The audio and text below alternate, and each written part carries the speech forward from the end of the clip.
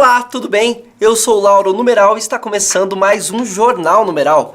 Para começar, vamos dar uma olhadinha nas matérias de hoje. Nossa equipe se embrenhou numa viagem pelo mundo em busca de informações sobre a origem dos números. Descobrimos que diversos povos desenvolveram formas diferentes de contar e de registrar quantidades. E vamos conhecer algumas dessas formas. Por favor, senhor, me diga o que está registrando. Eu estou fazendo a contagem de nascimentos em nossa comunidade.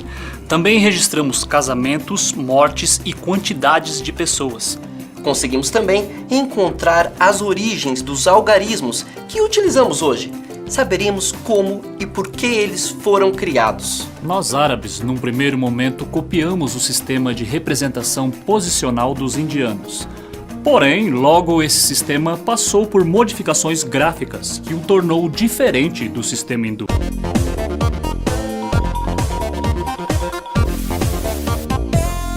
Vem cá, deixa eu te fazer uma pergunta. O número está presente em nossa vida, não é mesmo? Mesmo sem perceber, o utilizamos em diversas situações. Mas como e por que os números foram criados? Onde tudo isso começou? Essa eu quero ver, hein? Nossa edição de hoje foi especialmente preparada para responder essa e outras questões. E graças a um equipamento ultramoderno que só a nossa emissora possui, que nos permite transitar através da linha do tempo e espaço, foi possível enviar nosso repórter Odemar Temático ao redor do mundo e por outros tempos para descobrir sobre a criação dos números. Vamos dar uma olhadinha onde ele está. Odemar, cadê você, hein? Eu viajei no tempo para descobrir sobre a criação dos números e quais foram as motivações para isso. Estou há cerca de 10 mil anos na região que no futuro chamaremos de Oriente Médio. Aqui, o homem começou a desenvolver as primeiras formas de agricultura. Vamos ver se descobrimos alguma pista. Olá, você sabe alguma coisa sobre a criação dos números?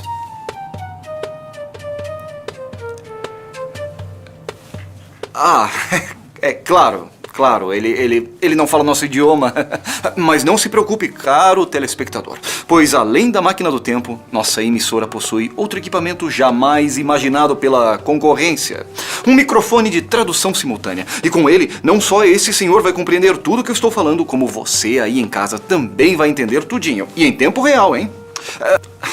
Produção, me alcança o microfone tradutor. Obrigado. Olá? Eu sou Odemar Temático. Nós viemos de muito longe para descobrir como e por que os números foram criados. O senhor sabe algo sobre isso? Olha, o que eu sei é que a gente precisa plantar e produzir alimentos para a nossa família. Para plantar e realizar algumas tarefas, nós observamos fenômenos naturais, como as fases da lua e as estações do ano. Vejam, telespectadores, esse é o primeiro indício do desenvolvimento dos calendários. Também os pastores utilizavam uma forma eficiente para a época de controlar a quantidade de ovelhas de seus rebanhos. Vamos ouvir nosso entrevistado.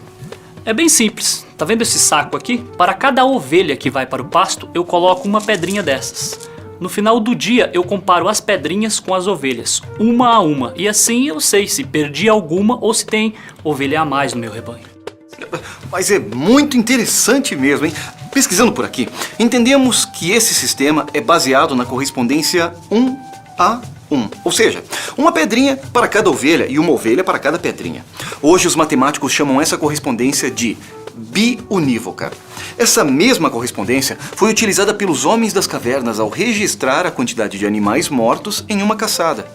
Esses homens faziam marcas em ossos, marcas nas cavernas ou outros tipos de marcação. Uma marca para cada animal morto. O que está acontecendo? Ô, produção, tem como avisar a hora que essa máquina do tempo vai funcionar? Bem, retornando, estamos aqui com os Incas. Mas espera aí, o que esse cara está fazendo? Vamos observar. Ele parece estar fazendo um registro de quantidade com nós em cordas. Por favor, senhor, me diga o que está registrando. Eu estou fazendo a contagem de nascimentos em nossa comunidade.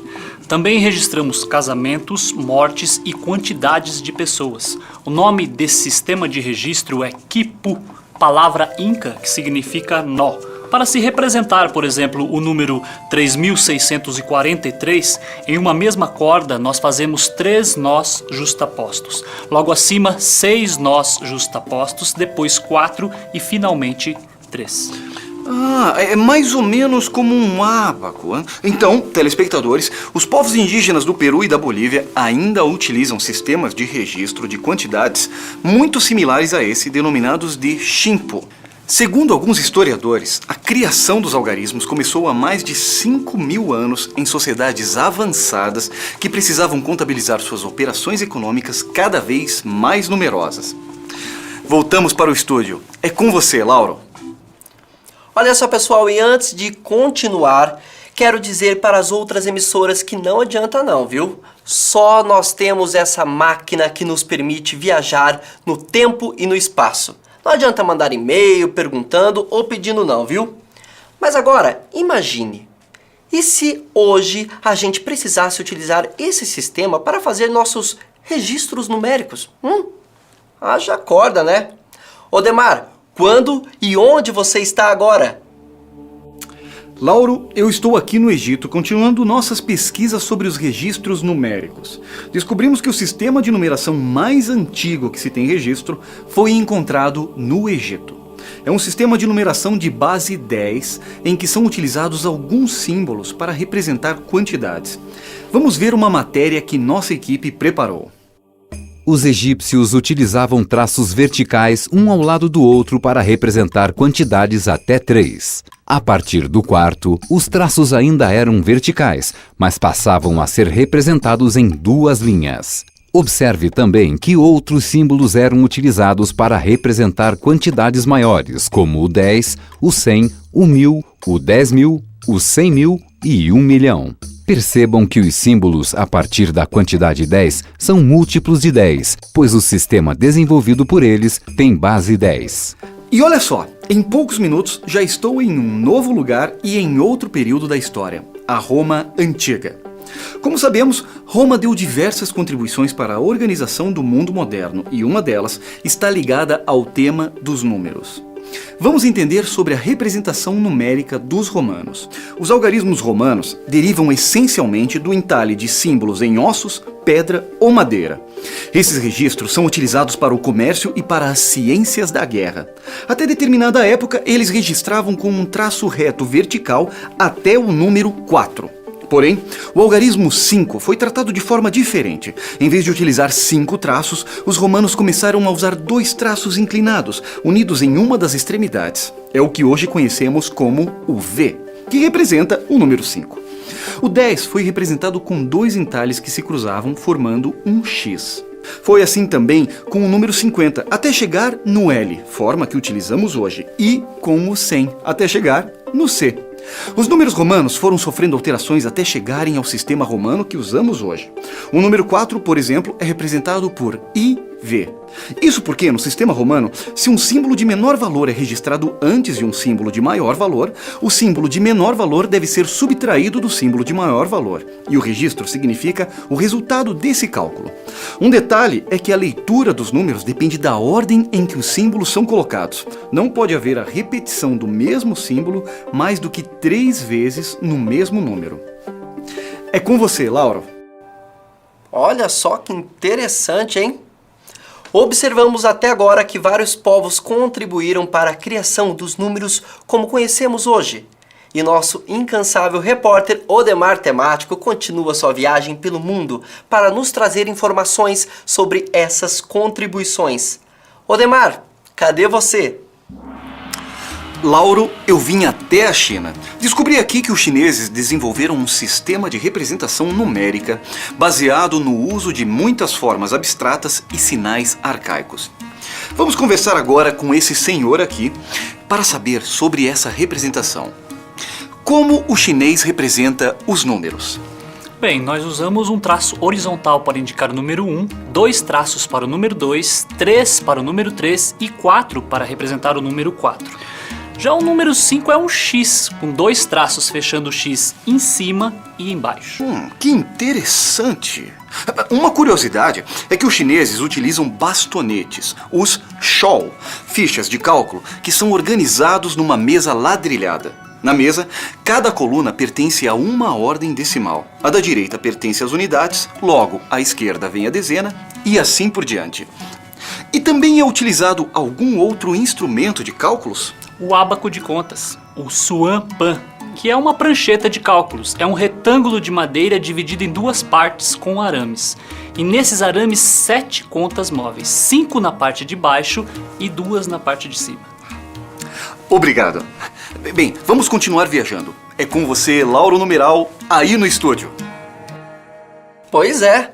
Para compreender os números e sua importância para nós, é necessário compreender os processos e as contribuições históricas.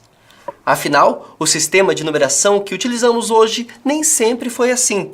Vamos saber onde está o nosso repórter, Odemar? Não podemos falar sobre a história dos números sem dar uma passadinha na Índia. Olha só que interessante. Olá, o que significam esses traços? São algumas marcações. Aqui na Índia, um agrupamento de 9 traços verticais representam 9 unidades. Esse agrupamento evoluiu e deu origem aos algarismos Brahmi, que são esses traços aí. Ele foi transformado posteriormente num sistema posicional que reduziu os símbolos existentes aos primeiros 9. Muito obrigado. Mas olha, o número 6 me parece muito familiar. Bem, voltamos agora para o estúdio. Olha só, gente, é possível perceber que em algumas ocasiões os algarismos romanos são utilizados, tá certo? Mas e os algarismos que utilizamos no dia a dia? De onde surgiram? Odemar, onde está você? Vamos só ver se esse microfone está funcionando, né? Olá? O que você sabe sobre os algarismos? Nós árabes, num primeiro momento, copiamos o sistema de representação posicional dos indianos. Porém, logo esse sistema passou por modificações gráficas que o tornou diferente do sistema hindu. Tá. Obrigado. Sim, depois disso, as representações dos algarismos foram se tornando parecidas com as que utilizamos hoje. Odemar, tá me ouvindo? Então isso significa que existe uma ligação entre os gráficos desenhados pelos árabes com os que utilizamos hoje, é isso mesmo? Muito bem, Lauro. Os algarismos que utilizamos hoje são chamados de algarismos indo-arábicos, justamente por conta desse processo. E o valor do número representado pelo algarismo tem alguma coisa a ver com a quantidade de ângulos que ele tem? Então, Lauro, essas explicações são apenas mitos. O importante é compreender que os algarismos hindus foram mesmo redesenhados pelos árabes, dando assim origem aos algarismos indo-arábicos. É com você aí no estúdio, Lauro. Muito bem, Odemar. Índia, Arábia, Egito, você viajou tudo isso. Tomara que não esteja muito cansado, pois ainda tem mais, viu? Mas isso só para você que vai acompanhar o próximo jornal. Até lá, tchau!